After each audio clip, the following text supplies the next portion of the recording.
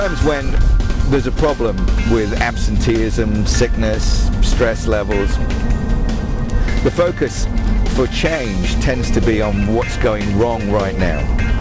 And people look at the issues that are involved.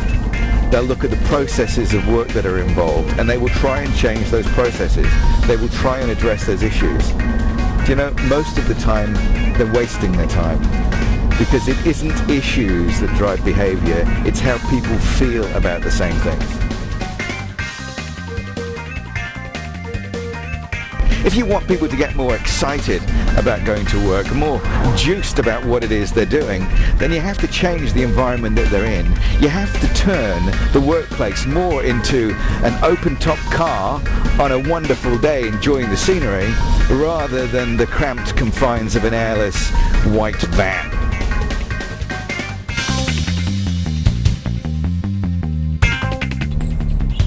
So here we are, open-top car, beautiful evening, the sun shining, enjoying the journey. You know, what makes a journey enjoyable is the environment that you're in.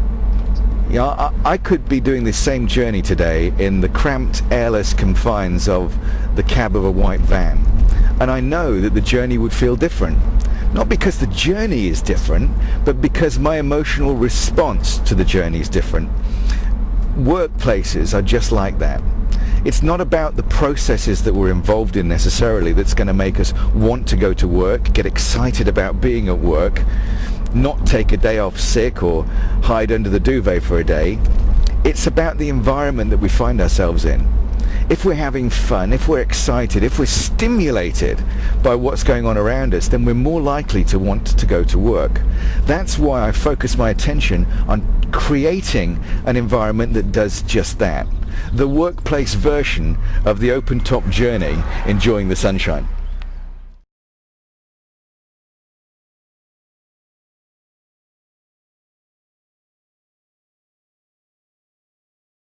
When someone doesn't want to go to work, when they want to take their duvet day or a day off sick, it isn't about the issues that they're dealing with at work that necessarily are going to make them do that. You see, human beings don't make their decisions about their behavior based on their intellect. I mean, we'd like to think we do. In fact, if we really did, of course, nobody would be fat, nobody would binge drink, nobody would smoke, because we all know intellectually that those things are not good for us. In fact, it's hilarious, isn't it, when people are overweight, we kind of lecture them on eat less, exercise more, as if by being thick physically they're somehow thick mentally. It just isn't true. The truth is that their intellect might tell them that these things are bad for them, but their emotions in the moment are what leads them to take the action that puts on the weight, that to make them eat the chocolate cake or whatever. If they're feeling stimulated, feeling excited about life, can't wait to get on with things, loads and loads to do around them, there is much less of a chance that they will be tempted or even think about having the chocolate cake. It's only when they're bored, they're comfort eating, or however they want to describe it. In other words, they're in a poor emotional state that leads them to take poor actions that really don't get them what they want. Same thing's true in the workplace. I have never ever met someone that starts a job saying, I really want to hate what I'm doing.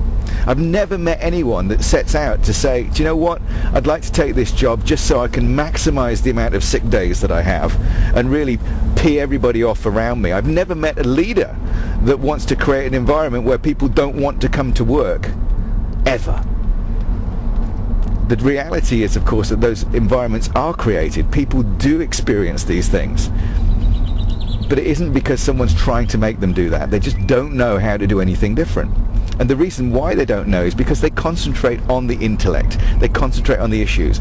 Let's explain to everybody how, by doing something different, they can be better at what they do. Great, but it doesn't change how they feel about it. It would be like explaining to me how, by going in a direct line on this journey, I would get there quicker. If I'm in the white van, I'm still going to be fed up with the journey. I have to change the environment first in order to enjoy what's going on. The same thing's true at work. If I want those people to want to turn up to work, I have to create an environment that's conducive to that. So, you asked me the question, How is it, what are the kind of things that I will do, or that I do to create this sort of change in a business? Well, first of all, it obviously depends on what the particular problems are and how intense they are, how many people are employed in the organization, and what it is they do. But I want you to remember this, the key, the absolute key, is that I'll be seeking to change the emotional state of the people that work there.